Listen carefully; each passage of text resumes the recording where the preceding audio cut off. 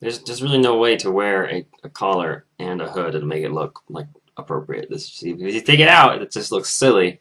But then if you try and like put the hood on top of it, now you got like all this extra stuff in here, and you got too many like wrinkles around your neck. It's just no solution. Good morning, everyone. Blocky Poncho here. Today is Saturday, March 23rd. I'm weighing in at 179 pounds. Goal progress? Whoa, the goal's over. Today is the first day after the month of purification is finished, and I've enjoyed it. After midnight this morning, I had some alcohol, and then today I didn't have any caffeine, but I did have a little bit of spicy food with my lunch, so I'm enjoying weaning back in a little bit to some things, but I'm going to try and maintain a few of the habits in particular, which is not using a lot of spicy stuff on my food and actually tasting the flavor of the food itself and appreciating that. And I also want to maintain the habit of drinking a lot of water as opposed to anything else. So I'm still trying to drink 2 or 3 glasses of water with every meal just to keep myself hydrated, flowing through. And it's not a hard habit to keep, honestly, because I've noticed that this is sort of a thing for. It's something I've never really found an explanation for. And the phenomenon is this: some people, when they eat a meal, will drink 2 or 3 glasses of whatever it is they're drinking, and some people, when they eat a meal, will finish the meal and still have their like drink untouched. And I find it really strange that there's such a big difference there. Because for me, whenever I eat, I can only take a couple bites before I want to get something to drink and kind of like cleanse my palate and start again. So I couldn't imagine going through a whole meal and not drinking anything. Like the food would get all stuck to your mouth, and you wouldn't. It just seems like it would get hard to chew. It would be like having peanut butter on the roof of your mouth all the time. You gotta get some liquid in there and kind of clean your mouth out and then go back for another bite. It just seems like it seems foreign to me to go through an entire meal and not drink any liquid. So I'm in the habit of drinking 2 or 3 glasses of water with every meal, and that's partially because I'm trying to stay hydrated, and also partially because that's just what I do when I eat. Is that whatever it is I'm drinking, I'm going to drink a couple glasses of it. Which is kind of bad when you go to some place where there's not a free refill or whatever, because I always have to get a glass of water with whatever it is I'm actually drinking, like a soda or in a bottle or whatever. So because then I end up drinking a bunch of the water and getting refills on that, and only having the one soda. So it's just one of those things that makes you all different from each other, I guess. I don't know. But other goal progress, the juggling. I'm supposed to be working on the 4-ball cascade. Or the 4-ball fountain. I'll be honest about it. I haven't been practicing for like the past week, just because I got a little discouraged with my left hand being so bad. So the right hand, I can pretty much do the one-handed fountain with the right hand fairly well now. The left hand, I'm still having a hard time. It's going to take some more practice, is what it is. I just need to sit down and take 10 minutes every day to keep working on it, and then in a couple weeks I'll be able to do it. And now I can move on to the much tougher, presumably much tougher 5-ball cascade. So we'll see how that goes. I'm still working on it. I'm also trying to continue my goal of eating less, exercising more, and trying to get some fruit in my diet. So I'm continuing working on that. I had kind of a big lunch today. I spoiled myself because it was the first day off of the month of purification, and I didn't have breakfast, so I was pretty hungry.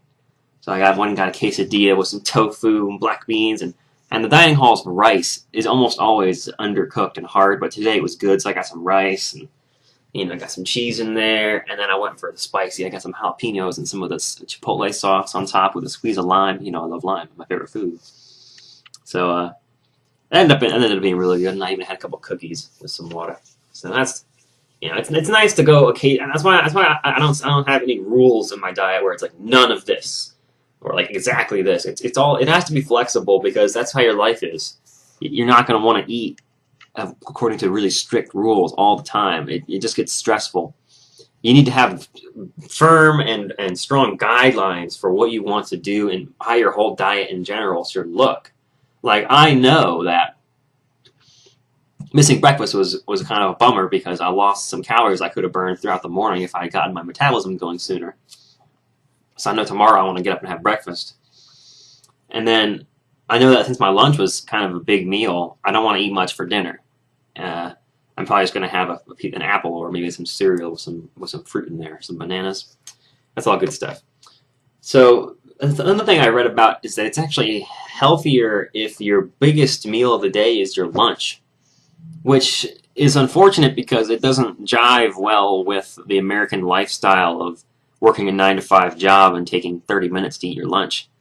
We're not like some countries where you have time off in the middle of the day to get your lunch and get your siesta in, and just you have a 2 hour break, or a 2 hour lunch break is kind of, it would be a luxury in the States.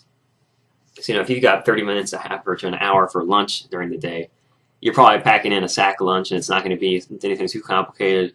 Or you've got something that you're just going to microwave and eat, and it's probably not the healthiest because it's it's a TV dinner or whatever. So what you really would want would be your big healthy meal would be the middle of the day at lunch, but we're not often around a kitchen or something that we can prepare that sort of meal in. And so our lunches tend to be smaller and more snack-like almost, and it's not good. It's not really what you want. So you don't want your biggest meal of the day to be dinner, because you don't want to eat and then go right to sleep. It's not the best in terms of burning calories and keeping your metabolism in the right place to be able to burn those calories. So the real guidelines that I try to follow is, what I want to do is, you got to eat breakfast every day, and you want it to be a small meal but have a little bit of fiber in it, something just to get your digestive system running, so you start burning up calories that morning. And then make the lunch kind of the bigger meal. If you're going to have any kind of dessert, make it a small thing on the side of your lunch, and then in that lunch you got to try and incorporate your protein or whatever it is you're getting that day. And then dinner should just be so you don't get hungry at night. It should be, was there sirens stuff going on? All kinds of sirens going by outside.